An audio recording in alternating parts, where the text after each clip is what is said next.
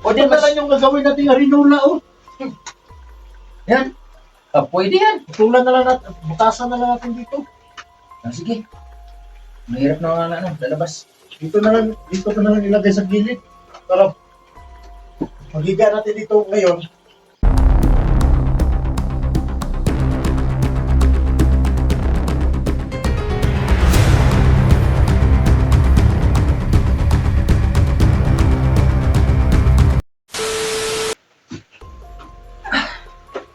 Dito na tayo magtabi, tol. Hmm.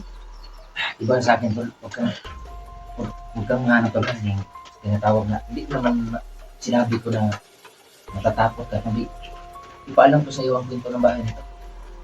Anong dito mo balik ko? Isang kardumal-dumal na pangyayari dito, tol.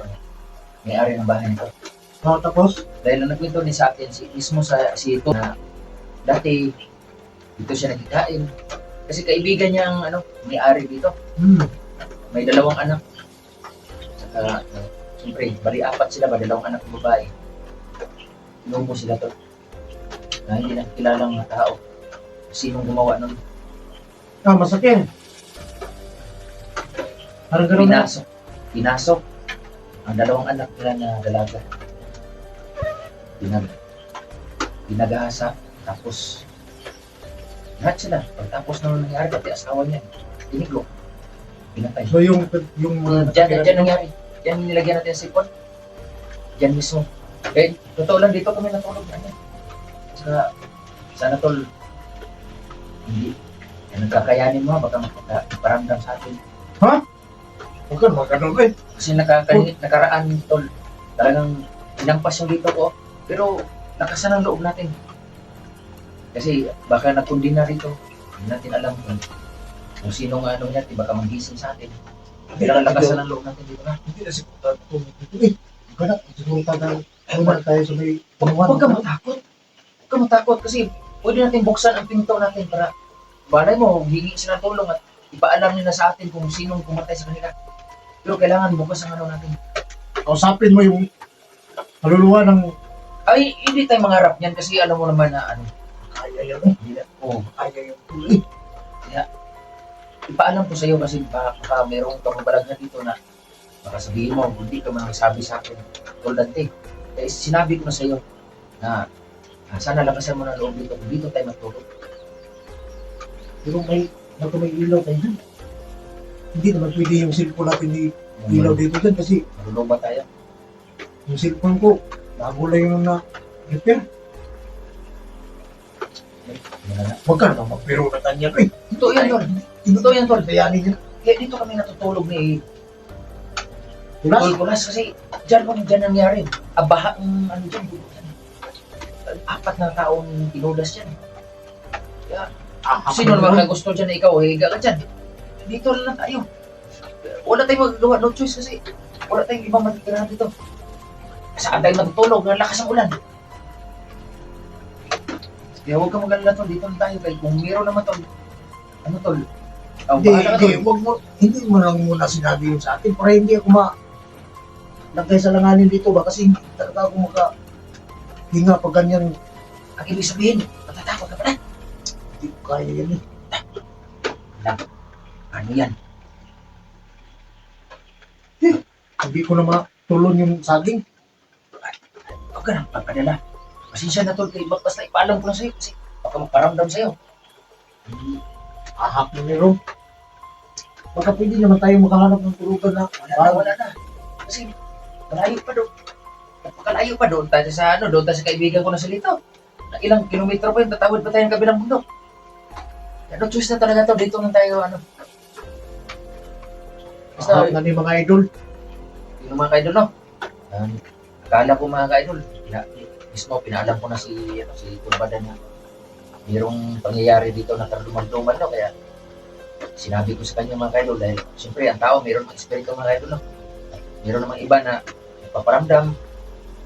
So, baka masisi ako nito. Makakita siya ng siyempre. Pero, Tol, magising ka na nga pag tumihig, ha? Baka yung At ito na lang kung humihi sa hindi ka anak eh. yung putok-toy mo, baka Alat at dalawa tayo mabasa ba? Papanaw na lang ko din. Kaya di eh. Saan naman natin meron na anong gagawin natin dito? Tol, Wala na ba tayong ibang paraan na may paraan tayo na kahit Ano? nakahiga ka, makaihi ka. Yung kawayan, tugtungan natin yung ano mo, tambutso mo. Papunta sa labas. Ano? baka bumalik yun, magpapahil ba? Asa pa rin tayo. Tayo, hindi ba yan? O di Ano na mas, lang yung gagawin natin harinola oh. yan. Pwede yan. Tulan na lang natin, butasan na lang natin dito. Sige. Mahirap na ano, lalabas. Dito na lang ilagay sa gilid. Para maghiga natin dito ngayon. Kasi, ano ba? Ang diskarte natin dito Hindi sana. na ako lalabas. Ito, mahaba man to. Hmm. Ilagay natin sa papunta sa labas. Ito. Tapos, ipasak natin yung tambutso natin dito. Punta sa labas ng ano. Kung nalalaman mo na nakalabas na yung ihi mo, pag lagay mo dyan pa ulit, Pagkabalik paano lang. paano? Dito na lang yung gagawin natin yung rinula. Sige, yan na lang. Ahak niyo mga idol, lagay na sa langanin dito ba? Huwag kang mag-alala, tol. Hindi naman siguro masama yun. Pero, alam naman na kung sinong gumawa na karuban-dumas kanila. Hindi naman siguro tayo kahilig niya. Kaya, alam mo naman na Oh, tingnan mo yung palahibo mo. Parang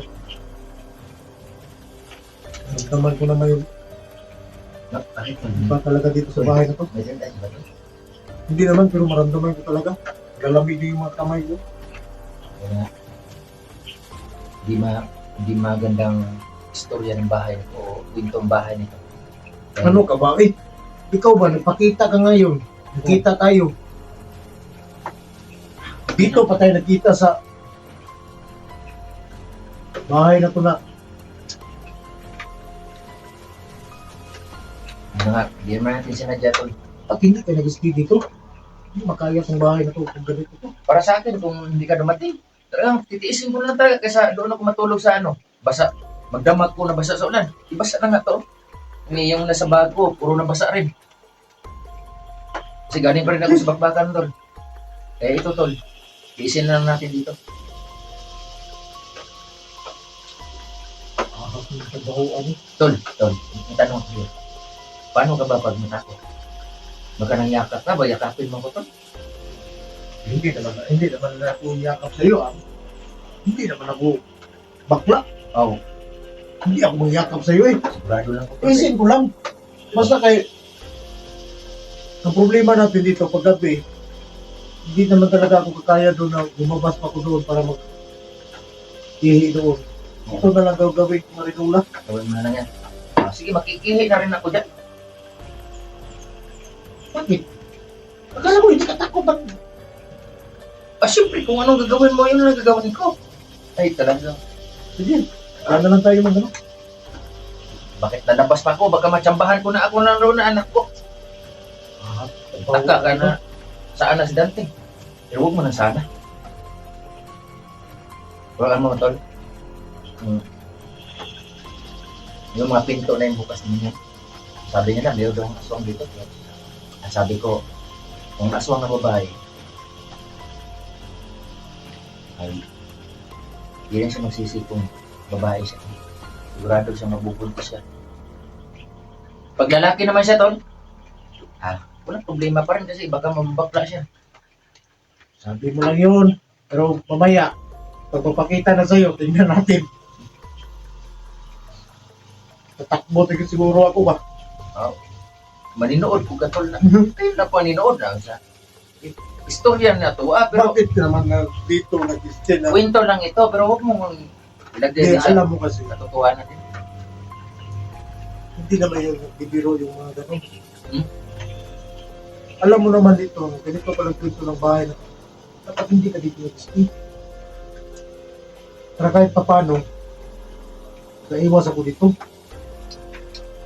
Ako, nakisilong, pagdating ko dito, ang plano ko talaga, makisilong lang ako.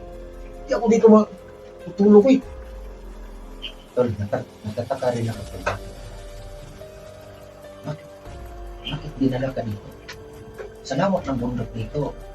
O alam mo dito kami? Di ba? Hindi naman. Pero bakit nga Nagtagpo tayo. Dito pa na bahay nito. Parang, di ba naman naisip? Kung bakit? Parang mayroong nagdala sa'yo talaga dito. Baka ikaw ang bubukas sa pinto para sa kanila. Tol, Pero hindi ko talaga hindi mo kaya. hindi mo naisip. Kung kausapin ako, hindi talaga ako. Sabihin ko lang, sinanti lang yung kausapin niyo. Sabihin ko rin, ay, si Badan na lang, oy, bahala. Si Badan na lang ang kausapin nyo. Sabihin ko naman na, pag ako ang kausapin niyo, hindi talaga kayong ready Kasi takpan ko yung tainga ko. Sabihin ko na, Ayaw. ayaw kong intindi. Kahit anong paintindi nyo sa akin, ayaw. Gusto ko si Badan lang kausapin nyo. Ahap mo mga idol. Ako na meron. Yun mga kaidol, no? Pero sa amin mga kaidol, pinadaan ko na sa ganun mga kaidol dahil sa totoo lang na mga kaidol, tao lang din ako na medyo. Siyempre mga kahit sino naman mga kaidol, hindi yun maganda din mga kaidol, pero ang sa amin na mga kaidol na paintindi namin sa inyo na no choice na tang kami na saan kami bahay ba? Wala choice na talaga. Dito na talaga kami mga kaidol. Mamahinga mga kaidol. Kaya sige ba, Brad, sa atin naman to, sa atin naman dito tol. Ano lang tayo tol. Ano ba plano natin? Plano natin bukas? Plano natin bukas. Magpatulong ko sa'yo na hanapin natin yung kaibigan ko na si Tisoy. Dahil yung anak niya, dinukot na 4 na tao daw na hindi kilala. So, Totoo yun? totoo yun. Tol. Kaya, desperado ng tao na yun. Ilang araw na kami, 4 na din na araw na paghagilap sa kanya, pero hindi namin makita dahil iwan ko saan na yun. Sana hindi siya napahamak. Kaya tol, sana bukas yun ang mission natin. Kaya si Maghanap tayo sa kanya. Himalas naman ang buhay. Kasi Ano nga? Bakit na natuntun yung bahay niya? Siguro, pinakita niya, nag-video siya. O, ano Pero- kasi? wala naman siya Ganito cellphone. yun eh. Nung nakaraang nakakuha kami ng bata ni Benzik. Mm. At saka may nag-message sa akin na yung anak ni Tisoy nadukap daw. Oh.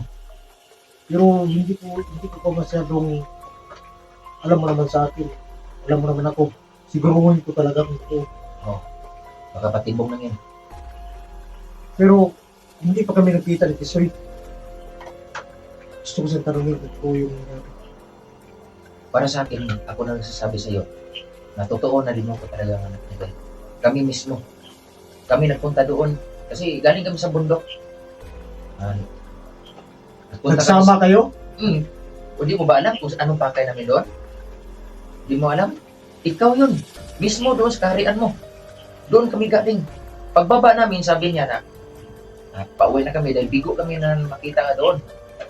Sabi niya, Tol, punta muna tayo sa bahay ko kasi yung dalawa kong anak ko naghihintay na rin sa akin. Siguro matutuwa yun na makikita kayo ni dalawang pulas. So kami naman, excited din kami dahil sabi niya, baka may ulam doon, magkatay naman o. Pero pagdating mo, nakatambang sa amin doon, doon, iba na yung pinto. Meron nakapagsabi na dinukot ka na hindi nakilala ng mga tao. Apat doon. So, hindi nagdadalawang isip si Tisoy, kinuha yung baril niya. Kung madali, hindi na mapigilan. Kaya sabi ko, wala na, So nagkahiwalay kayo? nagkahiwalay. At yun, hindi kami huminto sa paghanap sa kanya.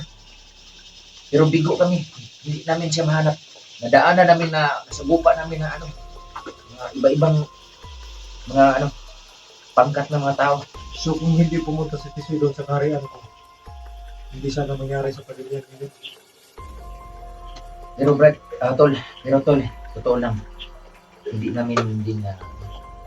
rin namin na masisisi rin sarili namin bakit pumunta kami doon kasi sa totoo lang parang sisihin ko rin sarili ko o hindi ko alam din kaya hindi naman sinasadya yun eh.